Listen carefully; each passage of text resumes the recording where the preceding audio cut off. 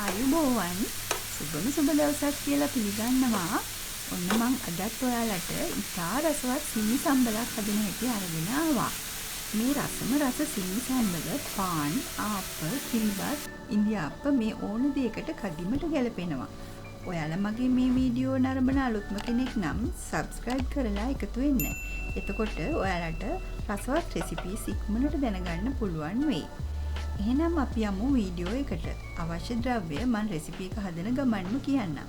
පහලින් ඇති description box එකේ තියෙනවා. ඔයාලා එතනින් බලා ගන්න පුළුවන්.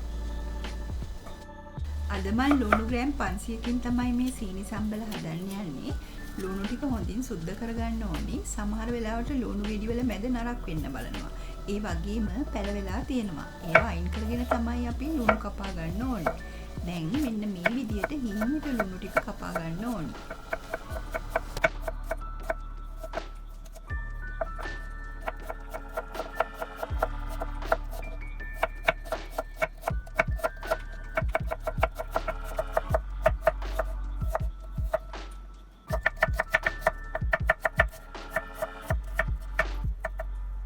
ලුණු ඔක්කොම කපාගෙන බෝල් එකකට දාගන්න ඕනි. ඊට පස්සේ ලුණු වල තීරු මේ විදිහට අතින් හොඳින් වෙන් කරගන්න.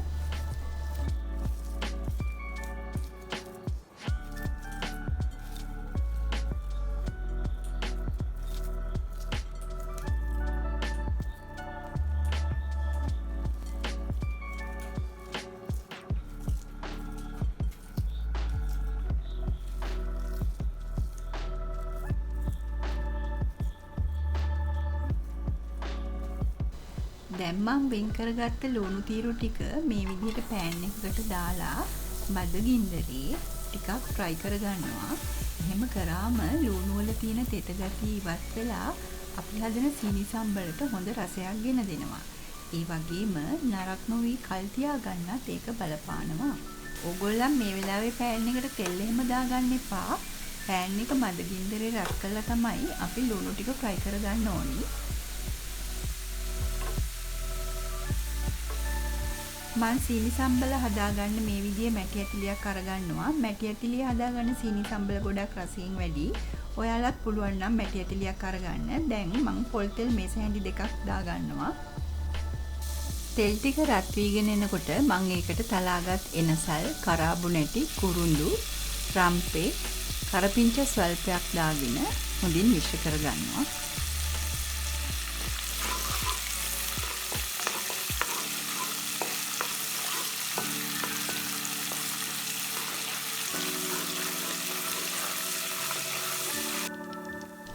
රම්පේ කරපිංච විනාඩියක් විතර ටෙම්පරාදු කරගෙන ෆ්‍රයි කරගත්ත ලුණු ටික එකතු කරගන්න ඕනේ.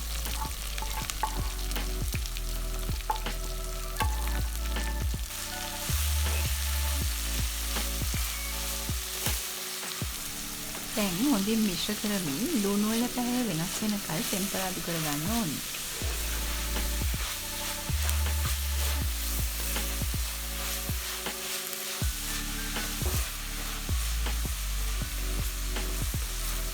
ලුණු වල පැහැ මේ විදිහට වෙනස් වුණාම උඹලකඩ මේස හැඳි දෙකමාරක් මම එකතු කරගන්නවා.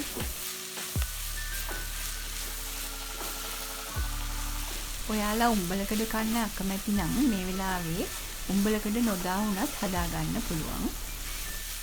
ලිප මධ්‍යම ගින්දරේ තියාගෙන ලුණු ටික හොඳින් මලව ගන්න ඕනි.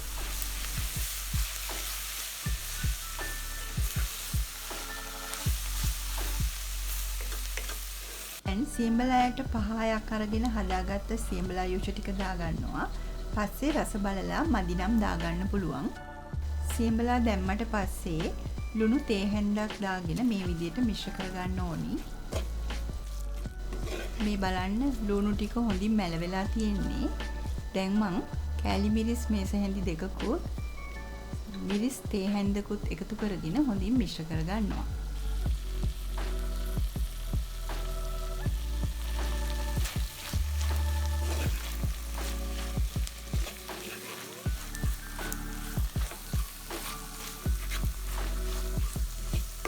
කෑලි මිරිසුයි මිරිස් කුඩුයි එකතු කරාගෙන පස්සේ විනාඩි 3ක් විතර මධ්‍යම ගින්දරේ උයා ගන්න ඕනි.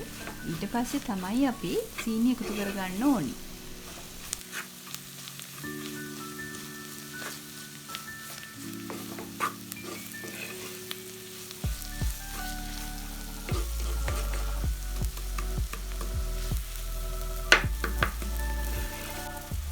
ඔන්න විනාඩි 3ක් ගියා. දැන් සීනි මේස හැඳි 3ක් එකතු කරගෙන හොඳින් මිශ්‍ර කරගන්නවා.